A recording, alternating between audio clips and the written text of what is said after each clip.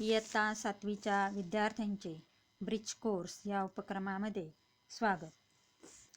आज आपण सामान्य विज्ञान या विषयाची कृतीपत्रिका क्रमांक 14 म्हणजेच जनरल सायन्स हा जो सब्जेक्ट आहे त्याची ॲक्टिव्हिटी शीट 14 आपण या ठिकाणी सोडवून घेणार आहोत। त्यामध्ये काही पॉईंट आपल्याला या ठिकाणी अभ्यासायचे आहेत। पहिला पॉईंट आहे टाइप्स ऑफ फोर्स म्हणजेच बलाचे प्रकार। त्यानंतर ग्रॅव्हिटेशनल फोर्स म्हणजेच गुरुत्वीय बल। त्यानंतर मॅग्नेटिक फोर्स म्हणजे चुंबकीय बल। हे जे पॉईंट आहेत हे आपल्याला या ठिकाणी अभ्यासायचे आहेत।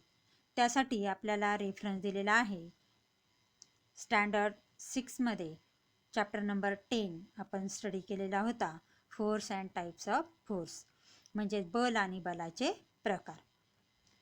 पहिला पॉईंट आहे पहा ग्रॅव्हिटेशनल फोर्स। या ठिकाणी आपल्याला ग्रॅव्हिटेशनल फोर्सची डेफिनेशन दिलेली आहे।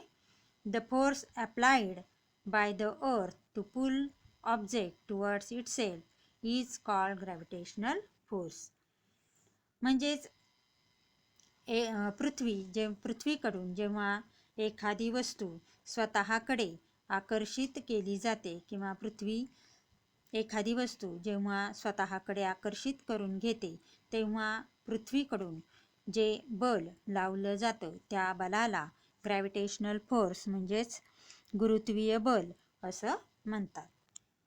अ greater force must be applied to lift a greater weight म्हणजे जास्त वजन उचलण्यासाठी जास्त बलाची आवश्यकता असते। The gravitational force on the empty sack is less. आणि जर एखादी पिशवी जर रिकामी असेल तर तिच्यावर लावलं गेलेलं गुरुत्वीय बल हे कमी असतं। That is to say it weighs less आणि म्हणूनच आपण काय म्हणतो हिचं जे वजन आहे ते कमी आहे। And the gravitational force on a bigger sack is greater आणि ती पिशवी जर मोठी असेल तर तिच्यावर लावलं गेलेलं बल हे जास्त असतं। In other words the bag weighs more. आणि जर दुसऱ्या शब्दात जर सांगायचं म्हटलं तर ती जी पिशवी आहे ती जड आहे असं आपल्याला म्हणता येईल। म्हणजे अशा पद्धतीनं गुरुत्वीय बल हे त्या वस्तूच्या वजनावर अवलंबून असतं। जेवढं वजन जास्त तेवढं गुरुत्वीय बल हे जास्त असतं, जेवढं वजन कमी तेवढं गुरुत्वीय बल हे कमी असतं। The gravitational force acting on an object is called weight of that object. पहा या ठिकाणी आपल्याला वेटची डेफिनेशन दिलेली आहे। वेट म्हणजे वजन। The gravitational force acting on an object म्हणजे त्या वस्तूवर क्रिया करणारं गुरुत्वीय बल त्यालाच वजन असं म्हणतात। म्हणजे त्या वस्तूवर क्रिया करणाऱ्या गुरुत्वीय बलाला वजन असे म्हणतात। पुढचा प्रकार आहे पहा मॅग्नेटिक फोर्स म्हणजे चुंबकीय बल। या ठिकाणी व्याख्या दिलेली आहे पहा the force exerted by a magnet is called magnetic force म्हणजेच चुंबकाकडून लावल्या गेलेल्या बलाला चुंबकीय बल असे म्हणतात। पुढचा पॉईंट आहे पहा लेट्स प्रॅक्टिस। हा जो पॉईंट आहे हा आपण या ठिकाणी सोडवून घेणार आहोत। पहिला क्वेश्चन आहे पहा If a ball is thrown upward by applying force, it reaches a certain height and comes down again. Why is this so? म्हणजे या ठिकाणी एखादा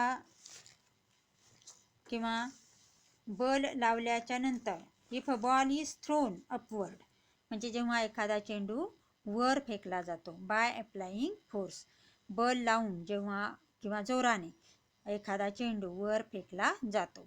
it reaches a certain height तो एका ठराविक उंचीपर्यंत पोहोचतो। अँड कम्स डाऊन अगेन आणि पुन्हा जमिनीकडे यायला सुरुवात करतो। आता ह्याचं व्हाय इज दिस सो म्हणजे हे असं का घडतं पहा या ठिकाणी ह्याचं रिझन आपल्याला या ठिकाणी सांगता येईल।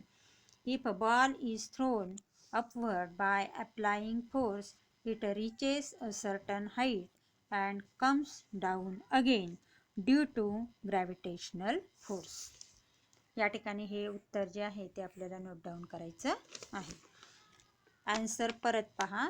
If a ball is throne upward by applying force it reaches a certain height and comes down again due to gravitational force.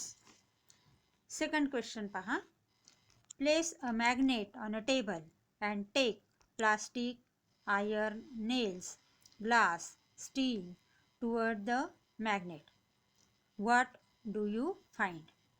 म्हणजे एक मॅग्नेट टेबलवर ठेवायचं आहे आणि त्या मॅग्नेटजवळ प्लास्टिक म्हणजेच प्लास्टिकची एखादी वस्तू किंवा लोखंडाचे खिळे किंवा काच, स्टील ह्या ज्या वस्तू आहेत त्या वस्तू आणून ठेवायच्या आणि मॅग्नेटवर काय परिणाम होतो किंवा त्यानंतर काय घडतं हे आपल्याला या ठिकाणी नोंदवायचं आहे. पहा. Iron nail gets attracted toward the magnet while glass, plastic, steel does not get attracted toward the magnet. आता या ठिकाणी स्टील याच्यामध्ये जर लोखंडाचं प्रमाण जर जास्त असेल तर ते मॅग्नेटकडे आकर्षित होईल, पण जर त्याच्यामध्ये लोखंड नसेल तर मॅग्नेटकडे आकर्षित होणार नाही. म्हणजे फक्त ह्याच्यामध्ये आयर्न नेल म्हणजे लोखंडाचे खिळे आकर्षित होतील. It gets attracted, iron nail gets attracted toward the magnet, while other substances, glass, steel, plastic, does not get attracted toward the magnet. Third question पहा. Cut some fish shapes from colored plastic sheets.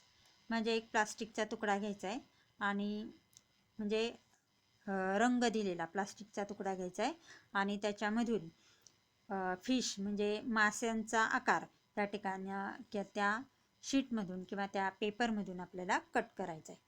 Fix a pin on one side of the fishes. आणि ते जे मासे आहेत त्यांच्या एका बाजूला pin लावायची. Take water in a deep plate. म्हणजे एक प्लेट घ्यायची आणि त्याच्यामध्ये म्हणजे एक खोलगट अशी प्लेट घ्यायची आणि त्याच्यामध्ये पाणी घ्यायचे.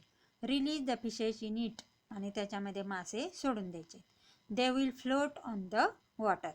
आता प्लास्टिक हे किंवा प्लास्टिकची डेन्सिटी पाण्याच्या डेन्सिटीपेक्षा कमी असते.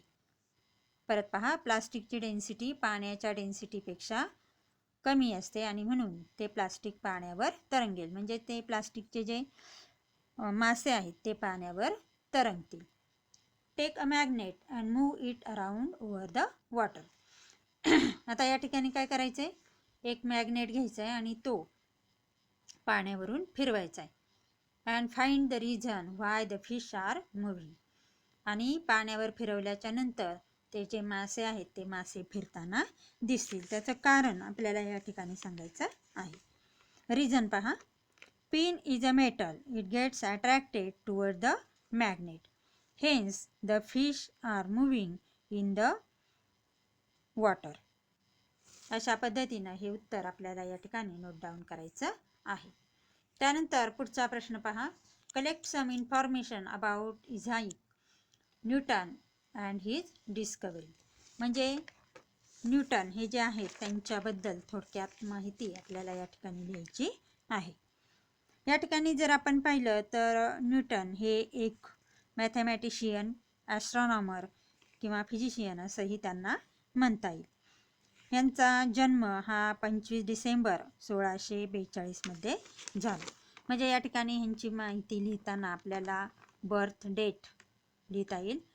The birth date of Newton is 25 December 1642. He is a physician and mathematician and astronomer. त्यानंतर त्यांच्याबद्दलची डिस्कवरी म्हणजेच त्यांनी काय काय शोध लावले म्हणजेच त्यांचे जे शोध आहेत त्यांची नावं आपल्याला या ठिकाणी सांगता येतील. त्यामध्ये रिफ्लेक्टिंग टेलिस्कोप किंवा असं नोंदवता येईल discoveries of Newton, reflecting telescope, law of gravity, law of motion, Newton's law of cooling, philosopher stone, ह्या त्यांच्या डिस्कवरीज आपल्याला सांगता येते. अशा पद्धतीनं आपल्याला ही कृतीपत्रिका पूर्ण करायची आहे.